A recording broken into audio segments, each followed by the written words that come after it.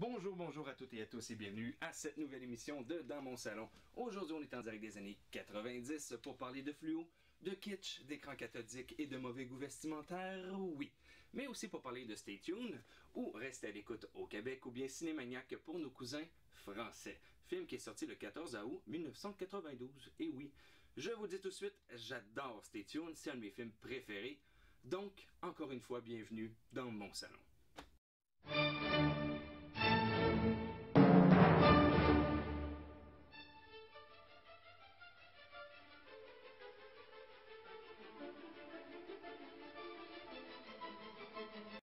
Pour commencer, on va parler un peu du réalisateur de ce chef-d'œuvre, j'ai nommé Sir Peter Iams.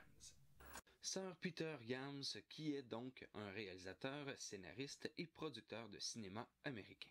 Il commence donc sa carrière en tant que producteur de télévision à CBS.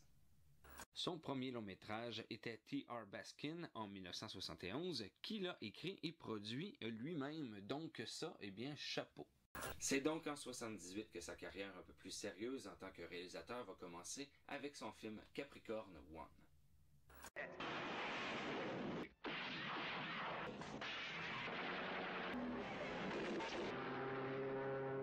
The mission that never got off the ground.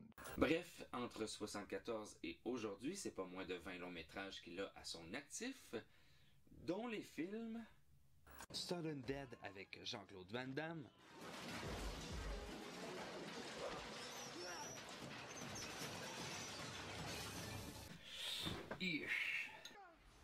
l'excellent et oublié End of Day avec Arnold Schwarzenegger et Gabriel Byrne, l'une des meilleures interprétations de Byrne dans le rôle d'un méchant, soit dit en passant, et bon aussi Time Cop avec Jean-Claude Van Damme.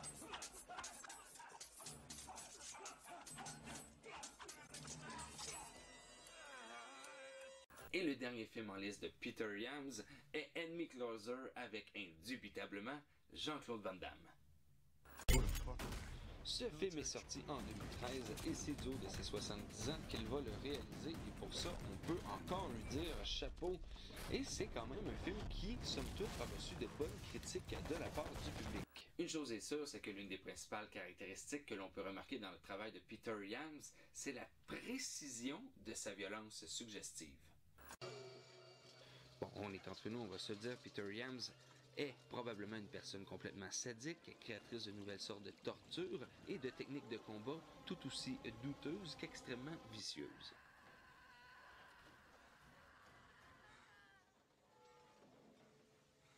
Et ça tombe bien, dans Stay Tuned, il y en a de la violence suggestive, des tourments aussi, du malaise, et du fucked up, solide, raide mon homme. Le film commence donc avec une séquence prémisse, et oui, pour bien comprendre l'intrigue principale. Mais bon, dans ce cas-ci, ça sert à nous présenter trois personnages qui seront vus plus tard dans le film, c'est-à-dire Joyce et Murray Seidenbaum et le fameux Spike.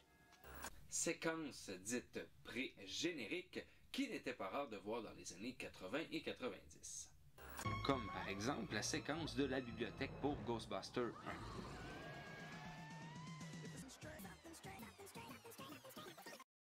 Séquence donc qui nous réexplique le principe du film qui était aussi le principal sujet de promotion, c'est-à-dire la télévision qui mange les gens.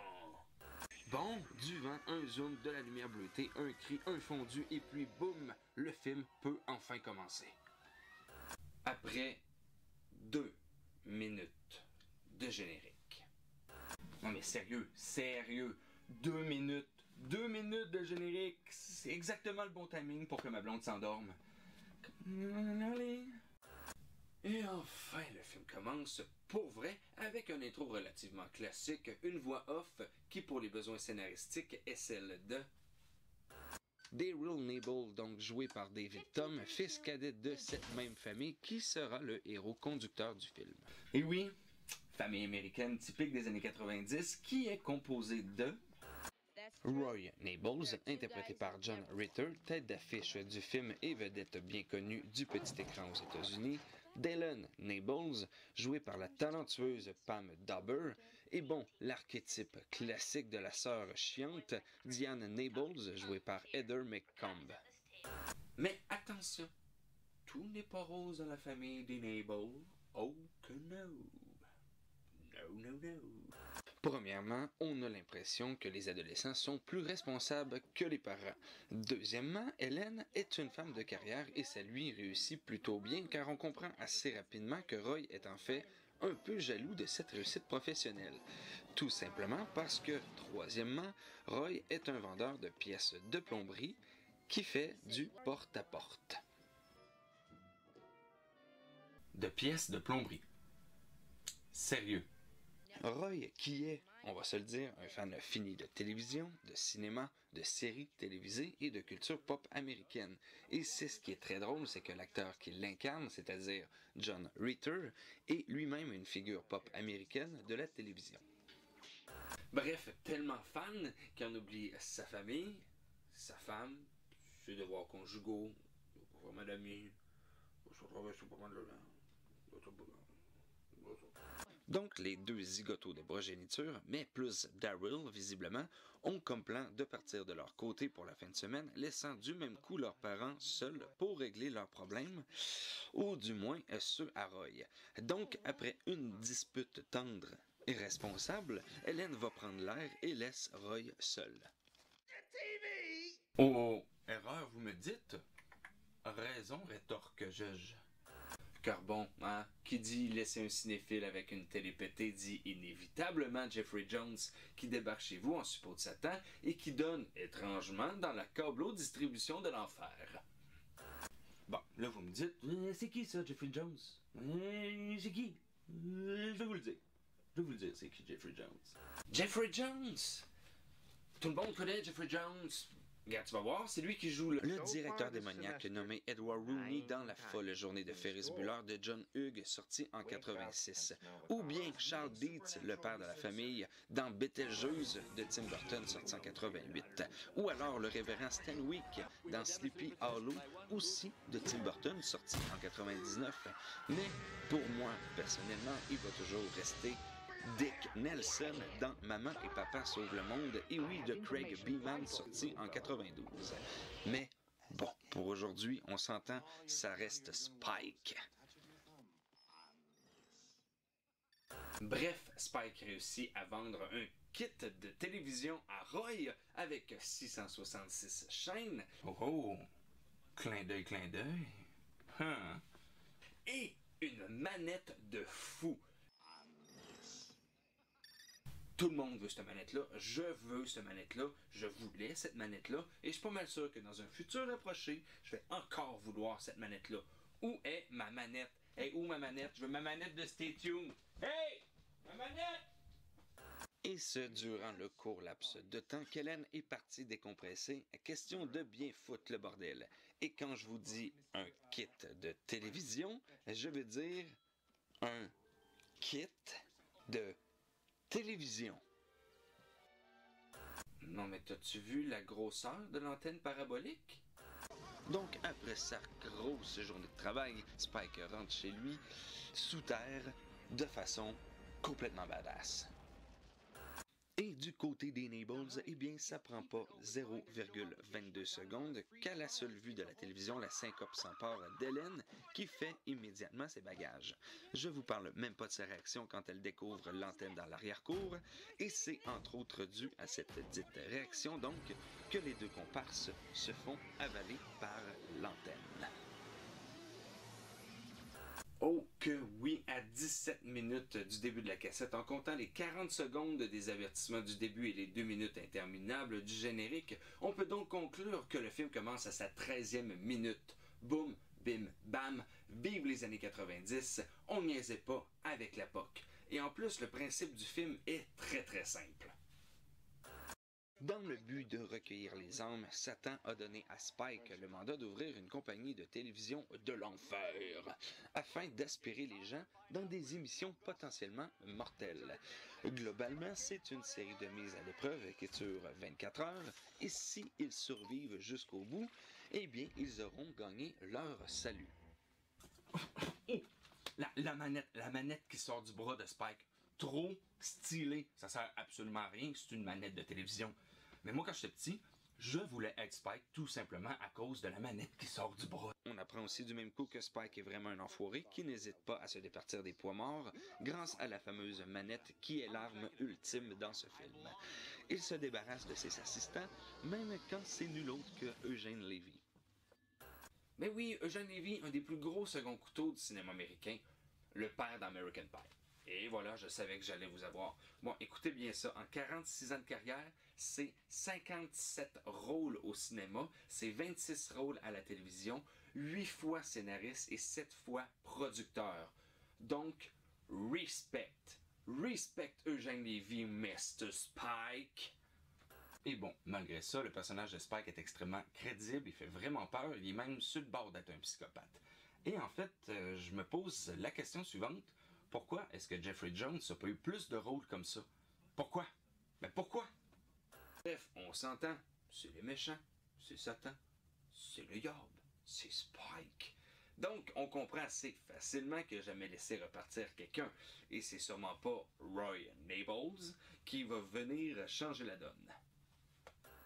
Essentiellement, on va suivre 3 histoires en parallèle, celle d'Ellen et Roy qui essayent de survivre, celle de Daryl et Diane, les enfants qui vont tout faire de leur côté pour sauver leurs parents, et bien entendu celle des déboires de Spike qui se rend bien compte que les Nables ne sont pas si feluettes que ça. Ellen et Roy vont donc tout au long du film sauter de chaîne en chaîne afin de fuir les éventuels dangers mortels qui se font offrir à tour de bras. L'inventaire des classiques qu'ils vont revisiter, remasteriser, caricaturer est vraiment très impressionnante.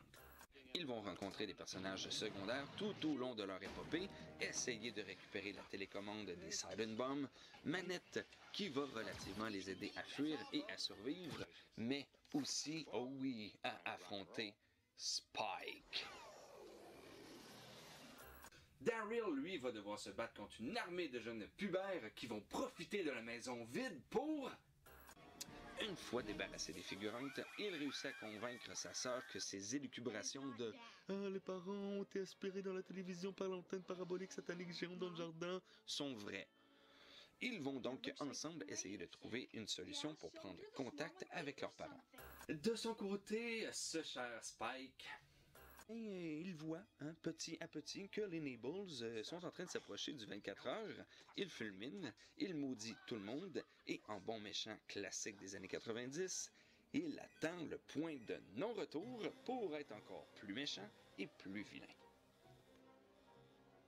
Donc, pour faire rapide, les Nables passent à travers moult et moult péripéties pour arriver enfin au combat final entre Spike et Roy.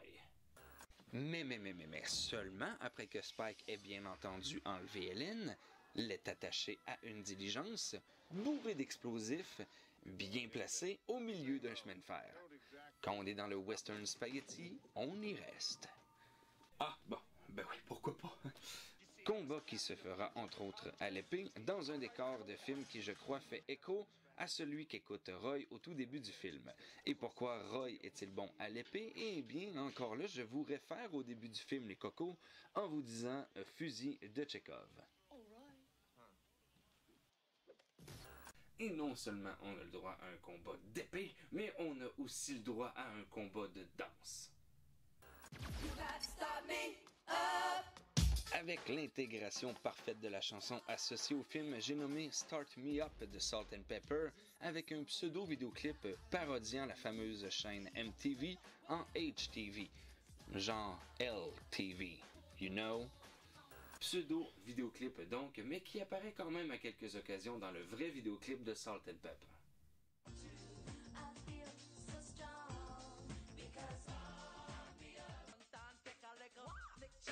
Donc, Roy finit par enfin récupérer de façon douteuse, on va se le dire, la télécommande.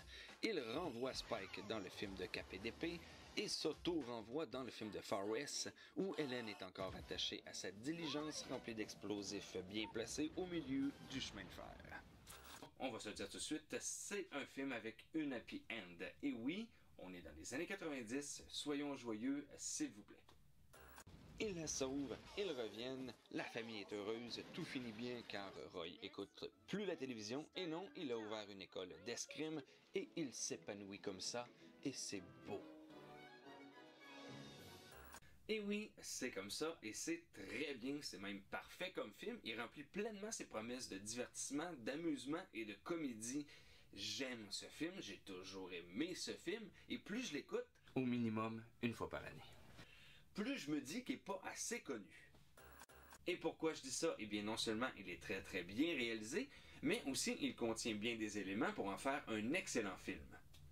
Entre autres, le principe des parodies de publicité qui nous ont tous bien fait rire dans Robocop 1 et 2, et plus tard dans Starship Troopers, tous les trois des enfants de Paul Verhoeven. Principe de parodie donc savamment repris pour Stay Tuned. On peut aussi constater que Peter Yams donne un peu plus dans la subtilité dans sa violence. Et ça, bon ben, et c'est tant mieux parce que dans Stay Tuned, c'est exactement cette touche-là qui va venir chercher la comédie de l'arte. L'essentiel scénaristique de ce film, c'est de voir l'évolution de la problématique de couple entre Helen et Roy. Même lorsqu'ils sont obligés d'affronter les pires dangers, sadiques et impensables qui se dressent sur leur chemin, ils continuent de vouloir sauver leur couple. C'est donc être en bout de vierge l'un contre l'autre qui va pousser Helen et Roy à réapprendre tranquillement à recommuniquer et à travailler en équipe, autant pour sauver leur vie, leur mariage, leur amour, leur famille, et même que, bon, au final, Roy va enfin passer par-dessus sa peur d'échouer, encore lamentablement. Ici, on remet le film en contexte socio-historique, c'est-à-dire au début des années 90. On peut voir, à mon avis, une corrélation entre l'augmentation des familles monoparentales, des séparations, mais aussi le discours extrêmement rassembleur autour d'une famille unie qui est présent dans le film. Et qui dit famille unie, dit parents unis. Histoire donc des deux parents qui réapprennent à se faire confiance pour vaincre un danger qui menace leur famille. Les enfants qui font, eux, de leur bord le mieux qu'ils peuvent pour aider leurs parents aux prises avec ce fardeau. Et ça, c'est sans oublier l'inconditionnel combat intérieur d'un des deux protagonistes principaux. Scénario classique donc très présent dans les années 80 et 90, entre autres grâce à ce cher Chris Columbus.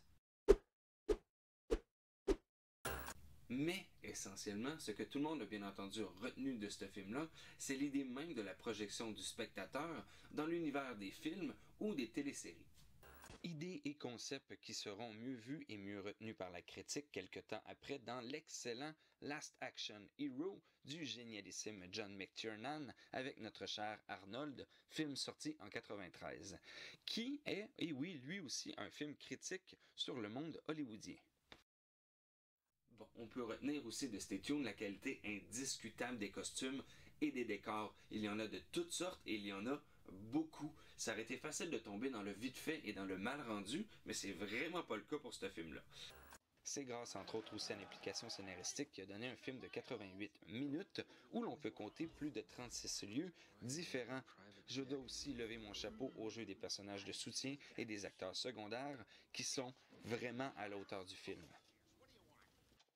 Mais surtout, là, c'est irrévocablement les parodies d'émissions, les clins d'œil au monde télévisuel, les publicités complètement déconnectées de la réalité et aussi le rythme à laquelle défilent toutes ces petites parties qui nous donnent le divertissement que nous souhaitons quand on écoute un film. Il y a approximativement 35 parodies dans ce film-là et bon, il va sans dire que je ne vais pas toutes vous les montrer, mais il y en a quelques-unes que ça vaut vraiment la peine que je vous en fasse part. Une publicité pour The Silencer of the Lamb, une muselière pour enfants bruyant en voiture. Il fallait y penser. La partie dessin animé réalisée avec l'aide de Chuck Jones, créateur et scénariste de Roadrunner. Donc si vous avez toujours trouvé ce bout-là extrêmement drôle et très représentatif de cet univers, eh bien, vous n'étiez pas dans le tort, clairement pas en fait. Ça me fait aussi penser un peu à la scène d'ouverture de Roger Rabbit. Et oui, l'annonce de la bière Yogi, ne serait-ce que pour le jeu de mots Yogi Beer. Beer. Beer, bear, beer, bear, beer, beer, beer, beer, beer, beer, beer, beer, beer, you give beer. Et je dois aussi souligner que j'ai vu ni lu nulle part la référence pourtant parfaite que Peter Yams fait du film Indiana Jones and the Temple of Doom lorsque Roy joue en fait le rôle d'un détective privé et rejoint Ellen dans le bar. La référence est poussée jusqu'à la course pour récupérer la télécommande. Référence donc qui fait elle-même référence aux anciens films de James Bond. Et oui, du géniste Peter Yams. Je dois aussi mettre en lumière l'utilisation abusive de la couleur jaune dans les accessoires. Bon, pour le vélo, ça passe encore, mais je vous assure que quand on y prête attention, on s'aperçoit assez rapidement que le chef accessoiriste est tombé dans la couleur jaune pour ce film-là. Il s'est pété une bulle, clairement. Mais, bon, ce film-là m'a marqué, et pas seulement pour des raisons qui pourraient passer comme superflues. Parce qu'il ne faut pas l'oublier, ce film-là dénonce clairement le pouvoir de la télévision sur le consommateur moyen. Il le dénonce de façon habile et très malhabile. Mais habile aussi. Malhabilement habile. Utilisant l'archétype stéréotypé du scénario classique de l'aventure familiale des années 80 et 90, Stay Tuned réussit avec brio à utiliser cette recette de scénario, facile et redondante, à son avantage. Il faut le dire, le monde du cinéma dans les années 90, surtout au tout début, tout était mélangé.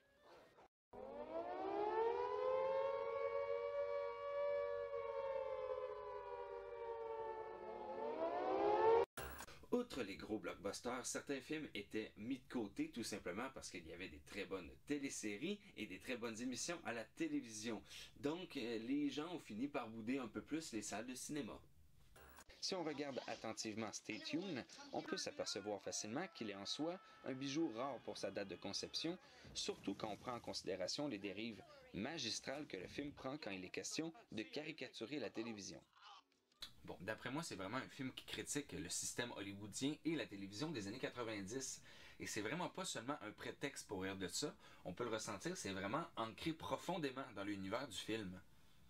Car bon, outre le fait que les parodies montrées dans le film sont drôles, hilarantes, réfléchies, cocasses, il faudrait peut-être, à mon humble avis, que certaines soient prises au tout premier degré.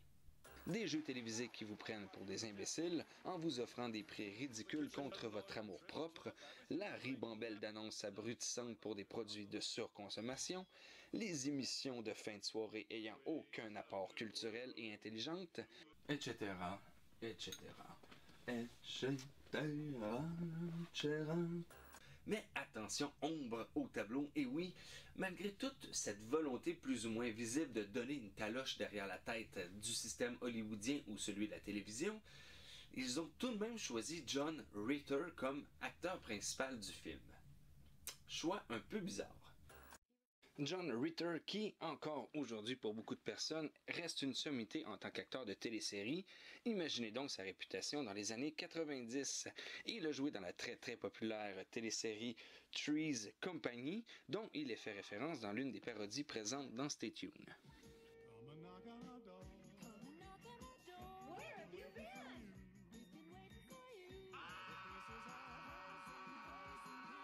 Ce qui est extrêmement paradoxal pour un film qui critique la télévision. De ce fait-là, on pourrait même se poser une autre question. Est-ce que Stay Tuned est véritablement un film qui critique la télévision ou est-ce un film qui fait moult références et moult clins d'œil? Et on pourrait poursuivre la réflexion encore plus loin en s'apercevant que c'est toujours bien un film qui met l'emphase sur la télévision. Une sorte de capitulation en fait. Malheureusement, John Ritter nous a quittés en 2003 d'une complication cardiaque et c'est réellement une marée de fans qui ont été ébranlés par son décès. Les séries Touche pas à mes filles et Scrubs, dans lesquelles il jouait encore, ont donné un hommage bien senti en faisant mourir le personnage qu'interprétait John Ritter de la même façon qu'il est mort dans la vraie vie. Off you go. Bref, pour notre part, Stay Tuned reste un film qui se veut visuellement dénonciateur du pouvoir de la télévision sur les gens. Mais d'un autre côté, ils utilisent une de ses plus grosses vedettes des années 80 et 90. Donc, est-ce qu'essentiellement, Stay Tuned est un film qui critique la télévision? Eh bien non, et c'est pas non plus un film qui lui rend hommage. C'est comme ambigu. Mais d'un autre côté, la dernière phrase du film, c'est ça. Take my advice, kids, don't watch too much TV, it can get you into trouble. Donc, est-ce que Stay Tuned est essentiellement un film critique sur les années 90 et sa télévision et son cinéma? Je vous dirais que non. Est-ce que Stay Tuned est un film ambigu sur cette question? Je vous dirais que oui, en fait. Je ne suis pas capable de le mettre d'un bord ou de l'autre de la ligne. Mais bon, une chose est sûre, c'est que la qualité des parodies qui sont montrées dans le film tente clairement à démontrer que c'est un film beaucoup plus hommage au nouveau Hollywood qui est clairement en train de s'installer qu'un pied de nez. Et ça, en fait, c'est chapeau pour Peter Yams, qui en fait a continué sa carrière jusqu'à tout récemment. Donc, tant pis si on n'est pas capable de le classer. J'aime ce film. Vous devriez voir ce film. J'espère que vous allez aimer ce film. Bref, malgré son côté ambigu, Stay Tuned est vraiment un film que je vous conseille de voir et je vous le conseille 2 fois plutôt qu'une. C'est vraiment, à mon humble avis, un film fort des années 90 et vous devriez l'aimer. Oh oui! C'est ce qui conclut cette émission de Dans mon salon. J'espère que vous avez aimé ça. Vous pouvez toujours vous abonner à la chaîne YouTube ou aimer notre page Facebook. Et tant qu'à moi, je vous dis au revoir et je vous rappelle que vous êtes toujours les bienvenus dans mon salon.